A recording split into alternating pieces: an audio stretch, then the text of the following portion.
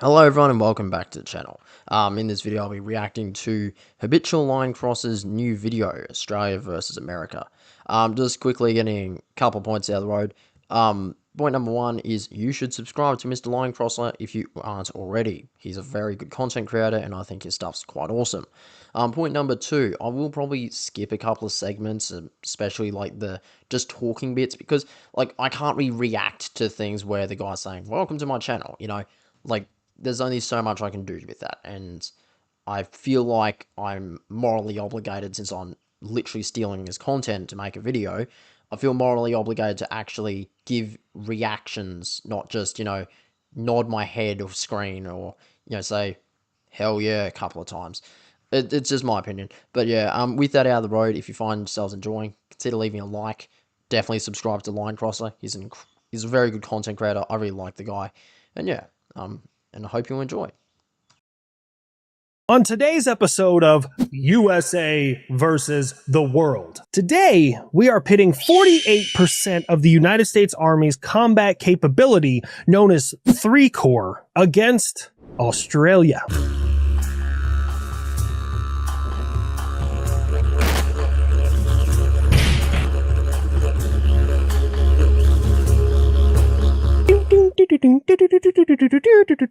Men at Work got sued for that song, and they lost.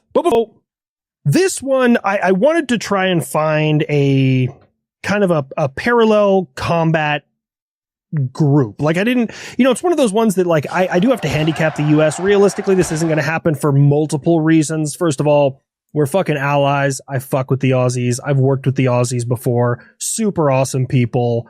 Also, if we did go toe to toe with anyone, yes, we do economy of force, but not like this. So the Australian Defence. I would like to just quickly shout out Mr. Line Crosser for being very, very nice to Australia here. In reality, if America and Australia were to realistically go to war, America would most likely deploy a carrier battle group or two off Australia's coast. A carrier battle group would most likely be supported with amphibious landing vessels that can hold F-35Bs. They obviously have the F-35Cs, F-18 Super Hornets, I believe E-3s, and various other AWACS and support aircraft. The reality is that most of the ships in this carrier battle groups would also carry more than enough payload and capability to wipe out entire Australian bases and render our forces pretty much inoperable within the first few days. Not to say that Australia wouldn't be able to hit back and cause some casualties to the Americans, and it is possible, and I'm just going out there on a tangent, but it is possible that we could take down a carrier or maybe a few serious surface combatants, but realistically, Australia's just not going to win that.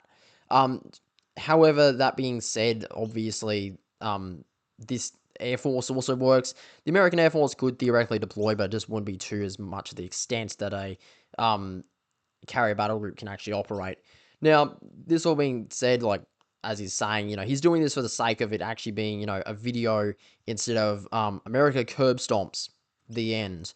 So yeah, just thoughts there.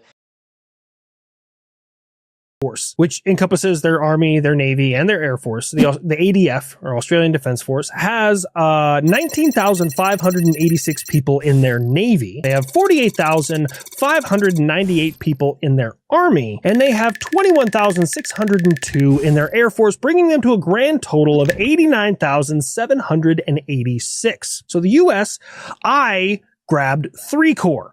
Now, I did have to do some minor adjustments here just so I could actually come up with a battle plan that just wasn't one side waxing the other. I want this to be at least enjoyable, okay, folks? So with 3 Corps, it's about 89,000 troops, and it consists of almost exactly 48% of the United States Army's combat capability. Now, 3 Corps is the 3rd Armored Corps in the United States Army, and it consists of the 1st Infantry Division, a whole division, part of Corps. Right? Okay. The 1st Cavalry Division.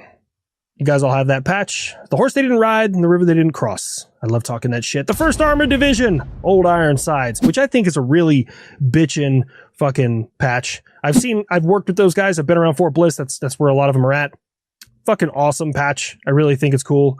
4th Infantry Division. The Ivy Division. I was in the Ivy Division. It's also known as 4 Lieutenants Pointing North. Certainly hope that we're popping up the the patches here. So if you're in the military, you'll get that joke. We have the 75th Field Artillery Brigade out of Fort Sill. This is about where I ran out of jokes. I've worked with 75th Fires before. I really got nothing for that. 36th Engineer Brigade. I've never worked with an engineer unit. I've worked with engineers, but never an engineer unit. So I had to do a lot of work there. 3rd Cav. It used to be 3rd ACR. Armored Cavalry Regiment. Now it's just 3rd Cavalry Regiment. That changed apparently in like 2016. No one told me, so I've been like saying, 3rd ACR for fucking years now. You have the 11th Signal Brigade. Good old signal people. You can talk shit about us, can't talk shit without us. All right, 504th Military Intelligence Brigade. I don't know. Fucking men who stare at goats, I guess. 89th Military Police Brigade, the most hated people in the United States Army. 13th Sustainment Command. Each of these individual divisions, they're kind of broken up that they're like packaged war, like a lot of the MEUs are, like the Marine Expeditionary Unit that we talked about in one of my other videos. But they also have a sustainment brigade for the entire corps itself. And then you have 1st Medical Brigade, which is attached to 3 Corps as well. Now, this is the thing. If you go to the 3 Corps website, they'll say that 69th Air Defense Artillery Brigade is not a part of them. Now, 3 Corps is out of Fort Hood, Texas. 69th Brigade is also Fort Hood, Texas. Now, before anyone's like, well, that makes sense. They're both part of the same. No, that's the military. It's just, the rules are made up and the points don't fucking matter. Okay. It doesn't. Yeah, I was stationed on White Sands Missile Range and my boss's boss was at Fort Sill, Oklahoma. But depending on what was going on, they were in different buildings and this person was in charge of like administrative control. This person was operational control, OpCon, TACON, AdCon, all those other fucking things. Like that's one of the things that I had to teach in my SLC class. It was, anyways. So I didn't give them the additional numbers of 69th Air Defense Artillery Brigade, but as I started going through this, I was like, look, they're going to need air defense. Depending on mission, you would actually do this. You would give them air defense units. So I gave them some air defense units for this. I didn't add them to the number of personnel. It's still 89,000, but I just said, hey, these systems will be in play for this. Okay. Now we move on to aircraft. So the Australians apparently have in their possession, like not on order, these are in their fucking possession, 56 F-35As. I didn't know the Aussies even had F-35s yet. Canada, where you at, bro? Falling behind. I fuck with Australia though. Hello, it's me again.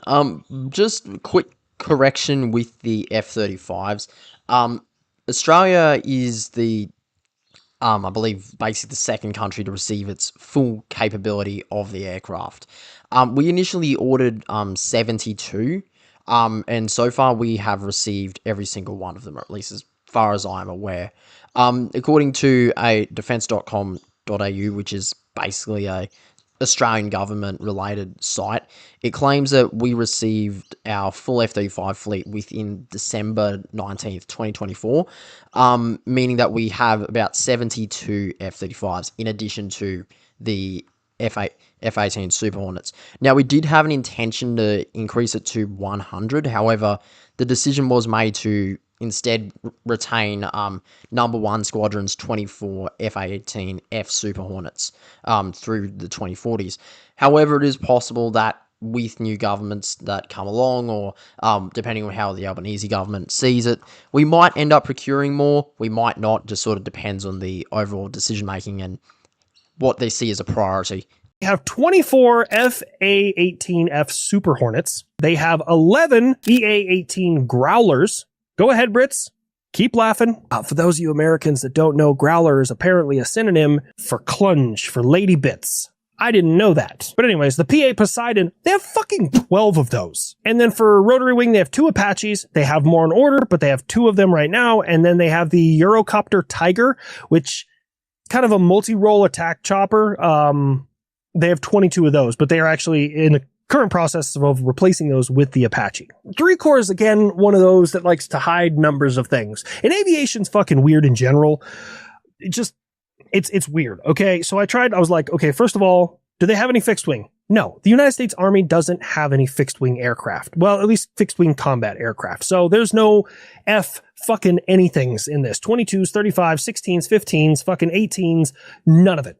Don't have any of that. We literally only have rotary wings. There's a conglomerate of Chinooks, Apaches, Blackhawks.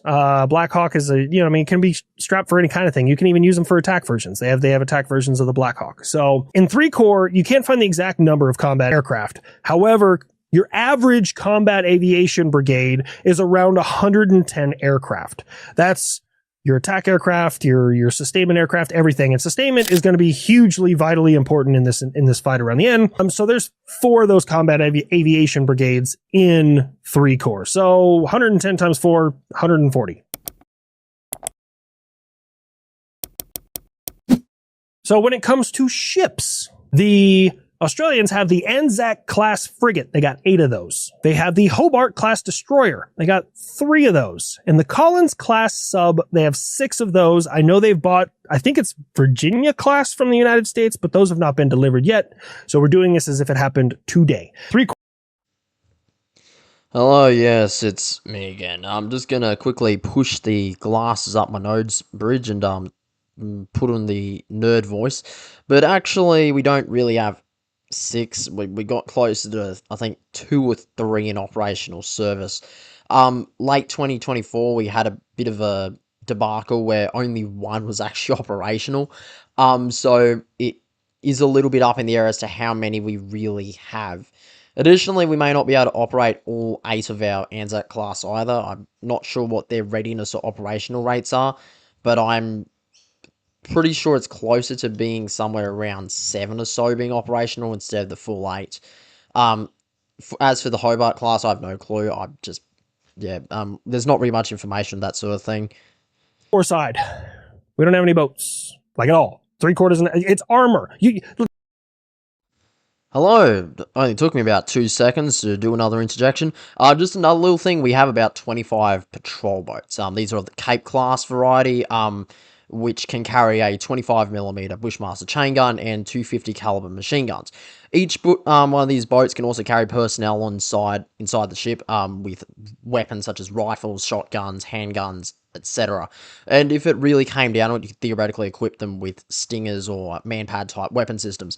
Thought I'd just get this out of the way because these are things that could also tip the balance a little bit.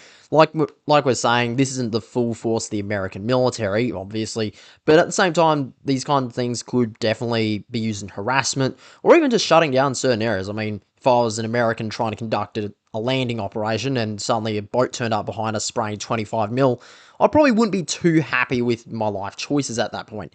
Also, throwing it out there, we do have the Ghost Shark, which has an unspecified number of these things being in existence. We know it can carry torpedoes and stuff and various other weapon systems. We're not quite sure on the details.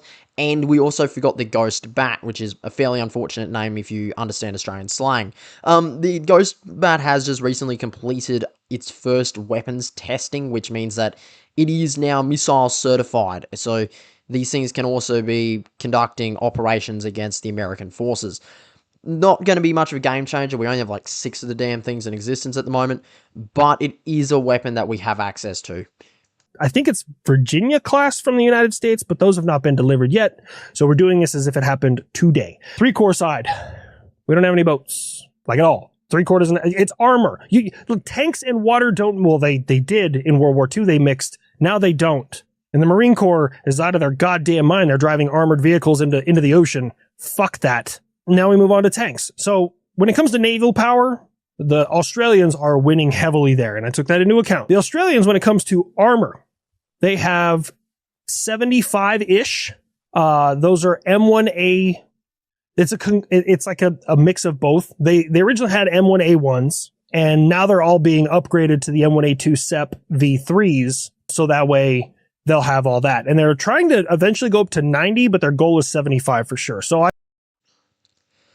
Hello, it is me once more interjecting because I've got more things to say. We don't actually have the M1A1 anymore. It's actually not currently a vehicle in our inventory. Most of our M1A1s have either been sent to Ukraine, which is, I believe, 49 out of 52. The remaining 3 are either basically experimental stuff, and museum pieces. That's all we have. We have a unspecified number of M1A2 SEP V3s. However, that number is only as high as 72 at the moment, and it's quite likely lower than that. We do have 129 or so ASLABs, which are Australian light arm vehicles, sort of similar to the Striker in design. It's equipped with a 25mm Bushmaster chain gun and is designed for different roles. We also have 25 plus Rheinmetall boxes. These are vehicles being built in Brisbane, in Australia, so that's going to be could be a bit of a factor in a little bit, but it is a vehicle we have. We just don't really know how many of them really exist, but it's there and we have it. We also have about 25 Hanwha Redbacks, which are an infantry fighting vehicle equipped with a 35mm chain gun. It's a fairly good vehicle. It's capable of carrying 5 personnel and can travel about 60 k's an hour. It's a decent enough asset, but yeah, we're kind of just outnumbered in this regard. Just thought I'd get this out of the way. He did miss a couple of our vehicles, so we also have about 1,000 Bushmasters all up, but we don't really have any particularly serious advantage in terms of numerical odds at the moment. I just said, you know what? We'll just shoot high. We'll give him 75 of the M1A2 SEP V3s. A significant amount. 3 Corps, after I just kept counting and doing things, over 700 Abrams.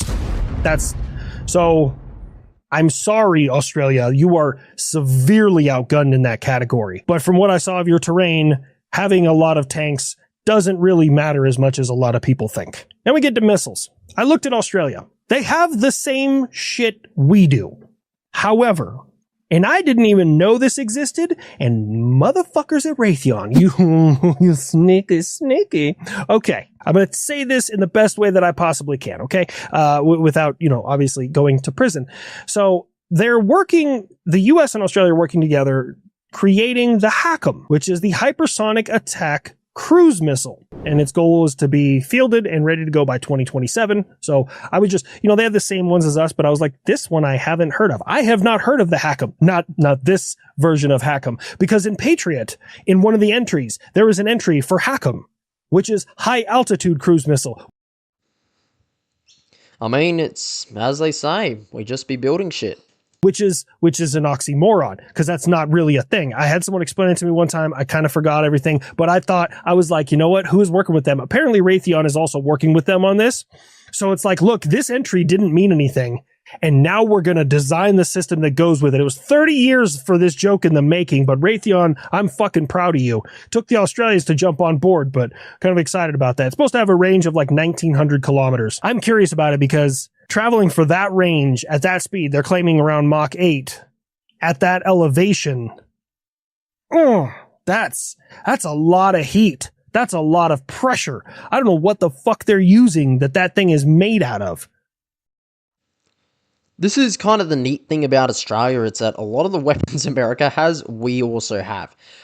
We will have one issue, though, if we want to get into the logistical side of things, is that we don't really build enough of our weapons here. Australia is planning on building the GMLRS, and we do have the HACMs as a concept, but we don't really have too much in terms of production. That being said, though, when it comes to experimental weapons, Australia does have a lot of shit. I mean, like, we have a lot of stuff. We have, obviously the HACMs, but we also have a couple of other companies here in Australia that build laser weapon systems. We had, I believe, Metal Storm, which basically was the gun that could fire 1 million rounds a minute. That used to be a thing that we had. But we have a lot of different defense companies and a lot of different groups that have access to a lot of really cool stuff. We do have companies here that also can build cruise missiles and have built cruise missiles. It's just the government refuses to give them any contracts. So just thought that might be interesting. Just a bit of, insight, I guess. This is the same problem I've been telling that everyone's like, Russia has these same issues. Heat, expansion, fucking flexing from turning. Like, these are all hypersonic issues. Sorry, my missiletism went off when I learned about a new missile. I got excited. I spent way too much time researching it. Now, when it comes to air defense systems, the Australians have NASAMS. That is like their go-to, which is basically a ground launch version of an AIM-120 AMRAAM, more or less. It's almost exactly what it is. But then they also have the Aegis combat system. And as soon as I read that, I was like, we're fucked if we're near the water. Ah, damn. Because they also have like SM2s. They have Sea Sparrows. They have, like, if our boats have a missile, they pretty much have it, or at least an older version of it. So when it came to 3 Corps, the air defense, I gave them 69th Brigade, which does possess Patriot units, THAAD units. Some of them actually, there are organic air defense units in 3 Corps. They're just units that I've never heard of because they're short range air defense. So short range air defense and high to medium air defense, we don't really ever cross pollinate. right? Like I know where like all my people be, but those short range air defense guys, they're like, oh yeah, I'm in fucking 127 out of Fort fucking Pennsylvania, Arkansas. And I'm like, I've never heard of that shit in my entire life. So they also have the Sergeant Stout, which is formerly known as the KM SHORAD or wow, words are hard. Kinetic Maneuver Short Range Air Defense. It's named after Sergeant Mitchell W. Stout, who's the only recipient of the Medal of Honor in the Air Defense Artillery branch. He got it in Vietnam. I think it was the Battle of Quai Son. It could have been the Tet Offensive. They threw a grenade into his bunker. He grabbed it, ran out, and tried to throw it, and it killed him in the process. But he saved everyone in his crew. And then they also have MANPADS grips. So Stingers, short range air defense. So those will be very, very useful in this fight. Now we move on to artillery. The Australians have artillery. It's just not a lot that I was able to find. They have 55 777s, which I know, like, okay, that is a lot. Okay.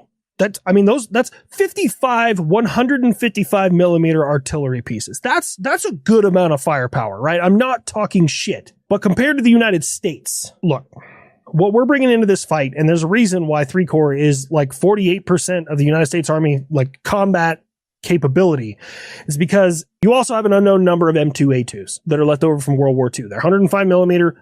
I read articles saying they are in service. I read articles saying they're not in service. I figured by now you guys would have upgraded to the American 119er. Apparently not, but I digress. 3 Corps was also not able to find exact numbers. Like I even went down to the battalion level and I was like, this is going to suck, but I'm willing to look up every battalion. Battalion numbers are not public, apparently. So each division brings at least 2 field artillery battalions. Each division has at least 2. Some of them have more because they also have divisional artillery, okay?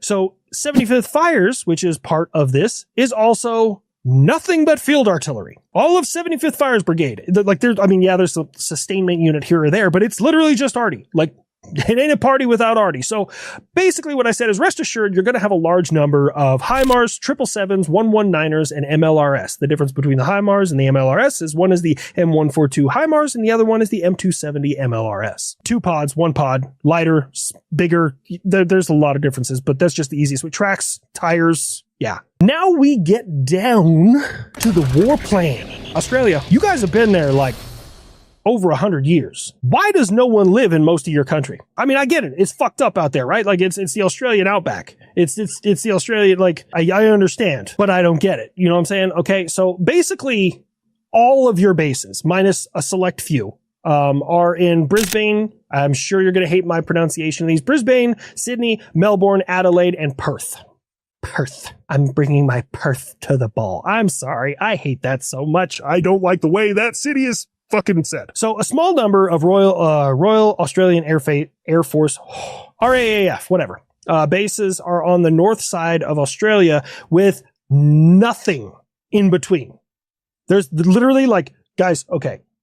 I was looking in the Northern Territory. I was like, okay, let's look at avenues of approach, terrain. Is there any cover? There's fucking nothing there. I tried finding somewhere in the United States that was as remote as the Northern Territory. And I had to go to Alaska to find it. Like, there is more population in all of the lower 48. Put that in perspective, Americans. All of the lower 48, no matter how in the middle of fucking nowhere you are, there is a denser population everywhere in the lower 48 than there is in the Northern Territory of Australia. There's fucking nothing there. Also, found out while I was doing this research, well, actually, I found it a couple weeks before this research. I didn't know Tasmania was a state of Australia. I thought they were their own thing. I didn't know that. Anyways, due to the difference in naval forces, landing anywhere without the element of surprise is a suicide mission. I fully acknowledge that. We have to do it by surprise. There's no other way of doing it. If the Australian naval forces find out, I had to take some liberties here because you can't drop tanks out of planes, much as Hollywood would convince you, right? There's a lot of systems you can't airdrop. And if you don't have anywhere to land them, you can't even land them on a fucking in the middle of nowhere. Like you need improved runways. So I was like, you know what? Let's just give them some landing craft and we'll go from there. Okay. So that's what I did because landing craft it's an armored unit. So you got a lot of heavy shit and landing craft are going to get you on the ground a whole lot faster than anything else. I would stage in New Zealand. Not really sure where. That's just the best case scenario. But if Australia started getting real picky around like, why is America staging in New Zealand? We may have to change this entire fucking plan. A lot of this is based on like, what? Or like, if we can accomplish this, we can do this next. Like, I thought matching numbers was going to be good, but matching capabilities is going to be a lot harder to do in the future, okay? I have to give them a way to get there. So remember, we gave them some landing craft. And we're going to use the old bait and switch. We're going to go old school with this, okay? So use some of the landing craft empty with some Apaches late at night or early morning, like 2 or 3 in the morning, and start like acting like you're softening a target in Brisbane. So you'll have a landing craft there. You're going to have Apaches doing like gun runs on the beach, not really causing a whole lot of damage. I mean, if we do have some strategic targets to hit, yeah, we're going to hellfire those as well. But like, boom, I'm going to try and get them to pay attention to that, which tells me that the Australians are going to be like, shit, they're landing in Brisbane. We need to get our ships there. So boom. This is where things get a little bit problematic. So basically 40 kilometers south of there is Amberley Air Base. This is the home to an F-18 Super Hornet Squadron, number 1 squadron, along with EA-18G Growlers, Globemaster 3 C-27J Spartans, and KC-30A MRTTs. We also have Gallipoli Barracks and Victoria Barracks in the region near Brisbane.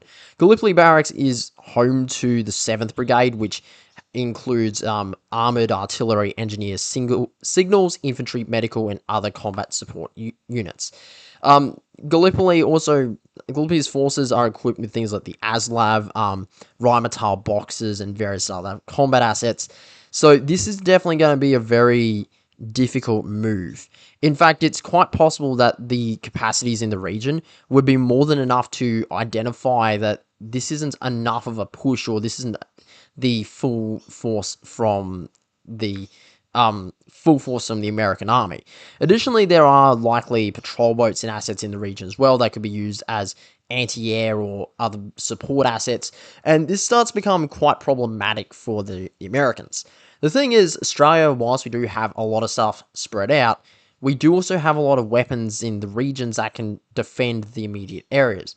We don't necessarily have to completely transfer all of our military assets to the region. For instance, if America isn't using fighter jets such as the F-18s, 35s, or 22s, we don't really have any, or there's no long, serious strike capabilities such as ATACMS or long-range cruise missiles. We don't really have that much of a reason to move our larger warships, such as the air warfare destroyers, into the region.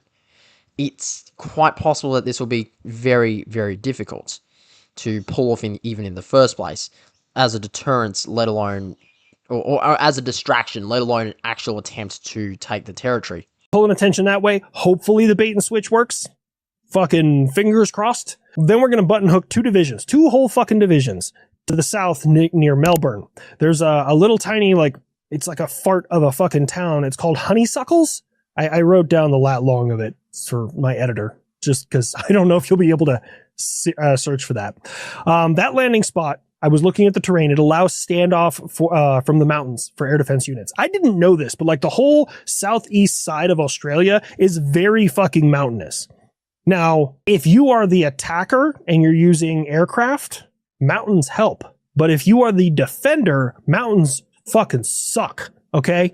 Because you can't see through a mountain. So they can, like with their fast movers, their F-35s, things like that, they can be nice and low in those mountains. So we need a little bit more standoff. That location gives us a little bit of standoff with flat ground before we reach the mountains, which means they have to come out of the mountains to fire. And by that time, we might have a lock on them and be able to counterfire. So I'm thinking about air defense assets here as well. 2 of the other divisions, okay, will land at the Sydney airport.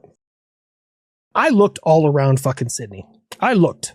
The Sydney airport is great because it's right there on the water and it's right next to an extremely large port, which makes logistics gooder for us. And hopefully by this time we've spread out enough and we can start trying to map their naval capabilities, and because like we have to eliminate their naval capability. How we're going to do that? I don't fucking know. Maybe HIMARS, ATACMS, I don't know. This becomes quite a risky gamble when you really start looking at it, to be honest. Attacking Sydney is basically attacking one of our most fortified cities that we actually have access to. And I'm not saying that as a like bit of exaggeration. Basically, in Sydney, right, we have Garden Island. This is basically a defense precinct where we have multiple warships generally moored on a regular basis. And these can be used to shut down access to the Sydney Harbour if any attack was to be carried out. Additionally, you have RAAF Base Richmond nearby, which is about 50 kilometres northwest of Sydney. It's known to be home of the C-130J Hercules medium transport aircraft, and would likely have assets and personnel that they can use to try and respond or at least pin down the American forces. That also being said, the warships at Garden Island theoretically could just conduct short-range strike with things like Tomahawk cruise missiles or even just their cannons, whilst Holsworthy Barracks is a very important military base in New South Wales, which is a 22,000 hectare reserve used for training and military operations. It's approximately 25 kilometers away from the CBD of Sydney itself. Additionally, if you were to try and launch an assault on Sydney Harbour, that's a very, very bold call because, quite frankly, Sydney Harbour's a bit of a pain in the backside. Dealing with Sydney, it's basically all the way in. It's this open area which has these very high, sort of almost miniature cliffs on either side. Any sort of weapons being mounted up there or that could get in place could really shut down your access to the region. And because we're assuming this American force doesn't have a navy, anything Australia really throws at them would be possibly more than enough to wipe them out. Again, like I'm saying, Garden Island is a very difficult topic because it has a number of patrol boats, it has a number of warships such as frigates or even destroyers there. And the Anzac class frigates, whilst they aren't necessarily the most powerful ships on their own, in this kind of situation would be more than lethal. They have a 150mm cannon, which they'd be able to, if that started hitting your landing craft, it's like, that's just not good for the people on board. I mean, I'm no expert, but I would say if you got shot by one of those things, you wouldn't be looking very good after that. And the problem is that there's a lot of really good rapid deployment options. In addition, the Australian Federal Police, which are more than present at Sydney Airport, will also be a massive problem. The AFP, whilst I don't believe they're going to have any heavy armored vehicles or anything, if just are in a really decent place. AFP regularly use weapons like the M4 carbine, along with sidearms and various other systems. Additionally, these places are very thick with police officers, so if anything were to happen, there's a lot of people that could theoretically respond in a very short period of time to just kind of pin the soldiers down. And then in that later period, aircraft from the other bases I just mentioned could pretty quickly arrive and either airdrop in personnel to pin down the soldiers. The big issue here is that you're not likely going to be able to get enough soldiers into the area to necessarily pin it down or shut the area down, and they could be pretty quickly pinned by Australian armed forces. This becomes a really serious risk that you're running because Botany Bay doesn't really have a lot of infrastructure in the region, and it's got a lot of civilian infrastructure and stuff there. However, if Australia were to, let's say, decide that we are going to throw the Geneva suggestion list out the window, it's quite possible you could definitely see a lot of assets get destroyed. Additionally, I believe there is a military base very close by, which could add a lot of other issues to this kind of situation. It's going to be a gamble running this, but it could pay off. But at the same time, I have my doubts. But initially, land and get the fuck away from the water because we need to get away from naval forces. absolutely have to get away from naval forces. There's no other way around that. I even wrote that. Beware counterattack from naval forces. Move inland quickly as possible. I literally wrote that in my fucking notes. My notes, man. If you guys, maybe I should like attach a file somewhere so you guys can like read my notes. You might be thinking like, why not move from outside the city to inside the city? It's a wonderful question. In Melbourne, we have that standoff. There is nowhere near Sydney to give you that standoff from the mountains. Sydney's completely fucking surrounded by hills and mountains. I didn't know that, okay? But being in the city center, it's not nice. This is war, but it reduces the Australian Air Force's ability to strike us because they're going to need a lot more confirmation and they don't want civilian casualties. I'm not saying we're using Australian population as human shields, but you guys have stealth aircraft and we don't right now. Sometimes you got to bend the rules. That's at least my hope anyways. I don't know how well that's going to work. The remainder of the units are going to land in Tasmania. I even wrote this in my notes. I stared at it and I don't even know what the plan is there. I need to like dive deeper into it because I wrote in my notes, no safe way to take or hold due to terrain and range limitations, because we could take the main parts of Australia and then they could mount a counterattack from Tasmania up into the rest of Australia. They could easily do that. So I was like, well, how far is it away from the land? It's like 200 miles, which eliminates over half of my artillery's capability to provide fire support.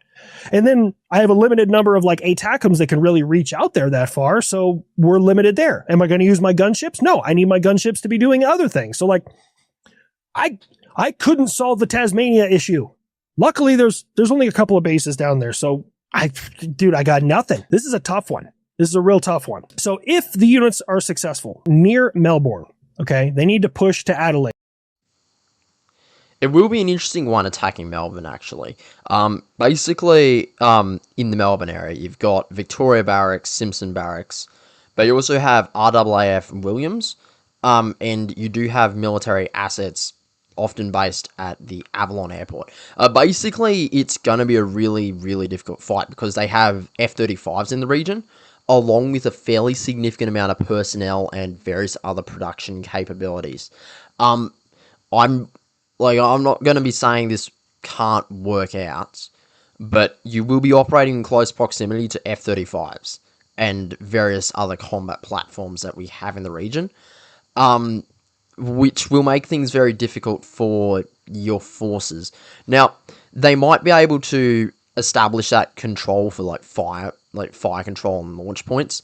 However, there is obviously the question as to how long you can hold that for, or what sort of defenses you can get in your positions. If the Air Force gets if the Air Force in the region realizes that you're conducting those kinds of operations, you would likely find the Air Force deploying very, very quickly, and they're more than likely going to be able to arrive before you can set up your fire systems. There are other problems. For instance, you have HMAS Cerberus, which is like our main naval training establishment. That means there will be warships and assets in the region. So that will throw a bit of heat in the general direction of the American forces. That's the next major objective. They're going to bound, just like we did in Desert Storm, with air defense. So they'll push up and then they'll set in. Air defense will, break down unit by unit, like one at a time, boom, move forward, set up. So that way they're covering the skies, because the Australian Air Force is going to be coming down from the top of the northern territory and the whole northern part of that continent and hitting us everywhere they possibly can. We cannot allow a small gap in air defense anywhere. If we lose our air defense assets and we can't protect our forces, it's not good. I go into it later on, but I'll explain. Yep, I even wrote bounding with air defense to cover from fast movers coming from the north. 2 divisions that are in Sydney are going to move towards Brisbane. Brisbane. Some Australian's going to watch this and be like, no, he has no idea how to pronounce our cities. You're right, I don't. Someone gave me a hard time one time because I said Toyota Yaris and not Yaris. I guess that's how Australians say it. So I wrote this: 2 divisions in Sydney move towards Brisbane. I recommend you move west of the mountains on approach. This reduces naval interference because now they got to fire further. So only certain weapon systems can go that far, which is great. And it gives air defense units better detection. So here's Sydney. There's a line of mountains around it. And then Brisbane is up here.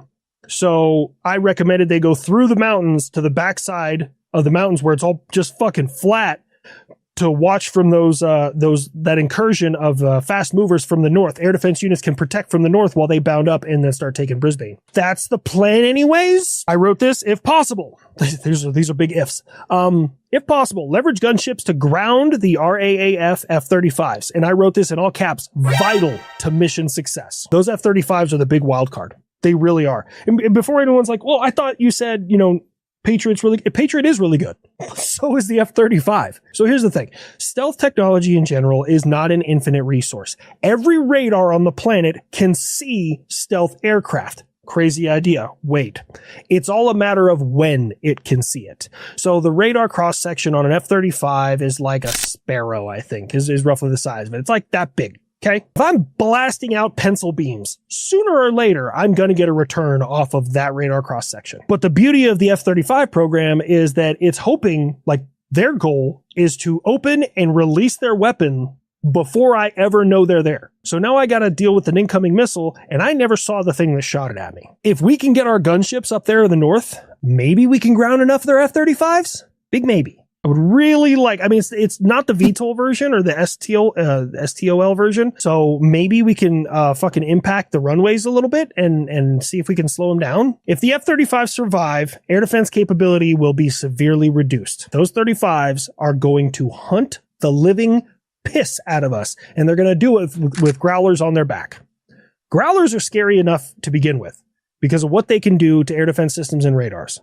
A Growler with F-35 backup is fucking terrifying to an air defender. You might as well just shut your radar off and take a nap because they're going to fucking kill you anyways. Like that combination of a Growler and an F-35 together in a strike package, I'll be honest with you, I don't know of a system that can compete with that. I really don't. No clue. It's fucking terrifying. So the Growlers are also a huge threat to us. And then I wrote, if you lose the ADA units, no protection for ground forces. At that point, Perth and Darwin, because Darwin is up in the Northern Territory and it has some of the assets we need to seize. It also has Air Force units. If we lose those things, Perth and Darwin become too far to cover without air defense while dealing with enemy fast. If I'm to be honest, I think Darwin might be the straw that breaks the camel's back. Now, I've been to Darwin basically a while back as part of a holiday with my family. I spent a lot of time just looking at the military stuff because I'm a massive military nerd. But basically, in my time there, we sort of looked at everything. It's really, really not something you want to be trying to land on. A lot of Darwin Harbour is just really rocky, sort of cliff sort of stuff, where you're not going to be able to land armoured vehicles. Additionally, Darwin has basically, the way the harbour works is it goes sort of in, and they have a patrol boat base. They also regularly have warships there, so I think I've probably put up some pictures in a bit, but basically you have warships constantly going back and forth, including Hobart-class air warfare destroyers. I was lucky enough to see one there. That patrol boat base, like I'm saying, all these things have 25mm cannons. That's going to hurt a helicopter. If they can get line of sight on a helicopter or some troops trying to conduct some landing, yeah, you're not going to be having fun time there. Additionally, Darwin Airport operates a lot of military assets, including helicopters, and sort of just more rapid response sort of stuff. But about 100 kilometers away or so, you have RAAF Tyndall. Now, this is where it gets really, really bad, basically, because RAAF Tyndall is where a very large portion of our F-35s is based. That's also where a very large portion of our F-18, our Growlers is based. And we also, across the region, also have other aircraft. Like we have P-8 Poseidons, we have tankers and all these other kinds of aircraft in Darwin itself. Meaning that there is a lot of strike capability and a lot of really nasty capacity there. If you were to try and attack Darwin, it is a fairly big town as well, so it's a fairly big city. It's really a difficult situation to really conduct in. I will touch on a couple other things in a little bit after HLC is finished with this. But yeah, Darwin's going to be a tough nut to crack, if I'm to be honest. I've been to the area, it's really, really defensible.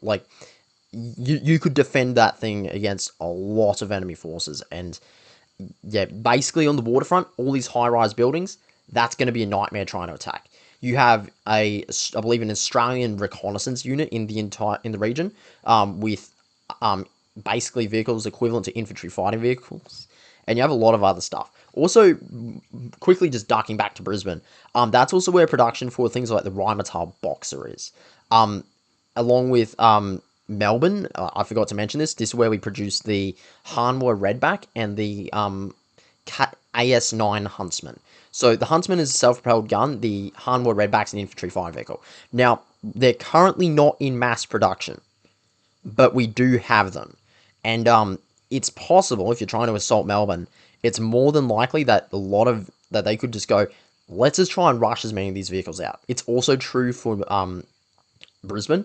And the problem is, you've just kicked the hornet's nest, because basically every single aircraft in the Brisbane area is now on alert and fully aware that you are trying to conduct operations. And Sydney itself is still going to be a bloody tough nut to crack. But yeah, just sort of my thoughts on that. Movement. I wrote in my notes, instant turkey shoot. If we have no air defense and we're not able to detect these things and we're not able to move within range and destroy these things, we are limited only by how fast the Australians can reload their equipment. Like, that's it. That's all it comes down to. How fast can you put more missiles and bombs inside of this aircraft, because Americans can do nothing about it? Like, that's the position that we're in. Then it comes down to what I think the total came out to be. If we can get past the naval assets and ground the F-35 fleet, 70-30, United States takes it. Those are the two things that give them the overwhelming success in this. And those are big question marks for me, okay? If we can overcome both of those obstacles, the U.S. pretty much dominates in every other category in this battle, okay? In this fight. Australians are probably wondering, what happens if you fail? If we fail to do either or both, because it's not a one-off. Like, if we take, if we can circumvent the Navy, but the F-35 still persists, we're fucked. If the F-35s get taken out, but their Navy knows where we're at and can intercept us, we're fucked. If either or both fail, 80-20 Australia. I give him 80% chance of success at repelling the American invasion, at least with the 3 Corps. Now, we all know that this wouldn't actually happen. I love my Australians. I'm sure you guys, I really hope you enjoyed this breakdown of kind of the way that it would work. Now, some of you may want to know, like, well, if you're only going to do 3 Corps, why didn't we just have Australia come to you? And I thought about that. However, if Australia came to the United States, not only would the entire United States military be involved, most of our civilians would too. It's just impractical. Plus, I don't think Australia, nothing personal. Love you guys. You have a lot of C-17s. You have a lot of Chinooks. You have a lot of stuff. You don't have the logistics infrastructure to support expeditionary combat operations for long periods of time, especially over ranges like that. I'm not talking shit. It's really hard to do. Yeah, pretty much. We basically can, at any given point, we can deploy a single amphibious ready group. That would be with 0 air support. We wouldn't have fighter jets there, and the only aircraft we'd have is helicopters. So we'd have a few ships here with really good air defenses, but that's basically it. That's basically all we've got our hands on. Now, the big problem is, just simply to put this into perspective, we would be able to do some stuff against America if we were to deploy an amphibious ready group or deploy everything we have. But the problem is, we wouldn't be able to achieve anything. We'd be able to capture a couple of small towns, maybe hold a little bit of territory here or there, but basically the second America gets strategic bombers off the ground, we're fucked. Like, we're just screwed. Like, basically, America can load these things up with long-range anti-ship missiles, Tomahawks, pretty much every single funny weapon that the Americans don't want you to know about will be inside of those things. And there's not very much Australia can really do about that. It's very much a clench your butt cheeks and hope it doesn't hurt as much as it's going to, because you are completely screwed. Our military is okay. Like, we'd be able to operate for probably about 2 weeks, most likely, in a mid-level intensity with engagements. We'd probably be able to operate about a week with high intensity engagements, but beyond that, we're just screwed. Like, again, like I'm saying, no air support for the fleet, so you don't have the F-35 advantage. We don't have our Growlers supporting them. It's just gonna be a turkey shoot. Like, it's just not even a contest here. You got to keep in mind, America's Navy is much bigger than Australia's.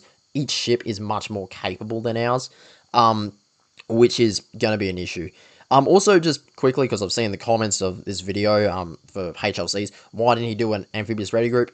The problem is an amphibious ready group isn't really going to change too much. In fact, it's actually going to be a lot weaker. The problem is an ARG is generally limited by how many ships you have. Amphibious landing vessels tend to only carry about 1 to 2,000 personnel. So if America were to try and deploy an amphibious ready force or an amphibious landing force, it's more likely they'd actually have less people than they would with this whole army situation. Like HLC is doing this because he's assuming he's able to land his army, and much of this analysis is that he's supposedly able to land his army in Australia. The reality is, if he was to try and use amphibious vessels, point number one, he's likely going to lose a fair few of these ships. Now, I don't think Australia could really outright beat a serious amphibious ready group, but we can definitely cause casualties. And there's definitely capability we can use to inflict harm to the American force. Second of all, though, the real question is just comes down to attrition. Can they maintain that for an extended period of time? The problem with an ARG is unless you're going to split it up and you're going to weaken your forces, and then that means basically just outnumbered wherever you go, they can only land in one city at a time, which puts them in a really, really difficult position because basically every aircraft that's not in that city, every soldier that's not in that city will be coming down on every single direction on your forces, and you're going to be outnumbered. So, to be honest, I think this is probably the most realistic scenario, probably the best scenario that provides some assessment that's not America puts 2 carrier battle groups of Australia's coast and then deploys 5 amphibious ready groups. Like it's not an easy task, okay? So I hope you guys enjoyed that. If you'd like to support the channel, please go to habituallinecrosser.com. Get yourself a shirt. We just had our new shirt come out. The Stealthy US Crater Maker. I hope you guys enjoyed this. But the cheapest and easiest way to support the channel is just watch my videos. That's all I will ever ask you guys, okay? So without further ado, watch out for one another. I care about you guys. Don't do the enemy any fucking favors. Play me out.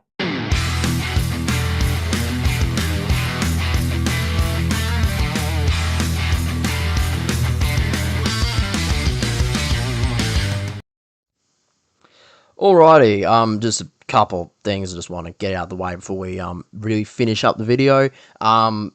It's basically just going to be me talking about Australian wildlife and environment. Now, this is sort of a factor that a lot of people, I guess, don't really think about too much when it comes to talking about can Australia win, because it is a very difficult one. Australia is a very, very inhospitable country if you're not equipped to deal with it. The fact remains that our country is a bloody diverse place. You have anything from basically bushlands, swamp, rainforests, deserts, grasslands, basically any sort of anything you really point a stick at, we can have. We have all these mountains and all these different areas and stuff. It's really, really lovely. But the problem is that goes 2 ways. Because since Australia is such a large place, you've got to drive immense amounts of distance just to get from one city to the next. You have to have, and there's often only 1 or 2 serious highways that can actually support heavy infrastructure, and if there isn't, well, you're basically driving on dirt tracks and dirt roads. This is one of the big problems that the American forces will have to deal with, is that Australian environment really changes how you might have to think about these things. So, for instance, you might be entering a really thick bushland area, right? That could have artillery, ambush set up. You could have all these different positions, defensive areas that are just there for hit and run operations. And it's going to be very, very hard to deal with because you don't really have the air superiority you normally would have. America's doctrine is very much based around this whole idea of having aircraft in the region, right? You have fighter jets to blow stuff up, you have your combat aircraft in the area. And the problem is, if you remove the fighter jets from the equation, suddenly a lot of these advantages sort of just go away. The helicopters can obviously provide some support, but the fact remains that helicopters are also relatively vulnerable to man-pads and even just the weapons on a lot of vehicles. For instance, you get an infantry fighter vehicle, like I keep saying, they have cannons that can bring down a helicopter. It's a big problem, and the real issue here is that this sort of environment can really make it hard for the American operation and just cause delaying tactics. Artillery can be hidden in small bits of bush and then fire off a couple of bursts, then basically just pack up and move. A lot of scoot and shoot stuff. You have very, very important highways and very important bridges that allow you to get around Australia and move around the country. These bridges, if destroyed, will cause massive logistical problems. there's no nice way of putting it. You'll have to spend hours and hours navigating other routes that might even just lose vehicles from, like, not even combat, but you might just lose vehicles because you went to a swamp and now you're up to your turret in mud. And the reality is, in a conflict, you don't want to be spending a few hours or days trying to dig that vehicle out, especially if it's, for instance, rainy season. And this is the other problem, it's a lot of the seasonal stuff also impacts things as well. Here in Australia, we have ridiculously bad seasonal weather. Like, for instance, cyclone season, if you're landing up north, that could completely wipe out an entire operation. You have places like Melbourne. The joke is basically in Melbourne, you can experience all 4 seasons in a single day, and it really is like that. It's not just a joke. It is a very serious thing. So you could just have a perfect day for most of the day, right? And then the next 10 minutes, you get a torrential downpour, and all the road and all the alternative routes you're using or all that stuff just gets turned into mud. Additionally, we also have the Australian wildlife, which is not very fun to deal with. Now, I know there are a lot of jokes out there, and I know there's probably just the attitude that, he's just an Australian memeing about the wildlife. I am, but I'm not. The thing is, the Australian wildlife, whilst it's not that big of a deal in the long term, is still going to cause casualties. The thing is, your average combat medic is not going to have the anti-venoms for, well, let's say, a red-bellied black, a inland or coastal taipan, or a brown snake. Most of them won't be able to deal with a trapdoor spider bite or various other animals that we have. There is this big problem that, and if, for instance, you're trying to land in the Northern Territory, every bit of water likely has a crocodile in it. For instance, up in the NT, you can't go swimming wherever you want. You have to go swimming in very specific places, otherwise you could just get taken by a croc. And this is where things start to really get off the rails. It's just, this is a very not nice country to try and invade if you don't know what you're doing. A lot of animals can just kill you, and I'm not going to say it's going to wipe out the American forces, right? Obviously it isn't. But it is going to cause a lot of casualties that you probably could have avoided by just, not invading Australia. But yeah, that's really all I've got for now. Hope you all enjoyed. Please, again, like I keep saying, leave a like, subscribe to Habitual Line Crosser. Any support for this channel is greatly appreciated, but this one's one I just wanted to do because I just thought it was interesting. But yeah, again, hope you enjoyed, and I'll catch you all in the next one. Thank you very much. Goodbye.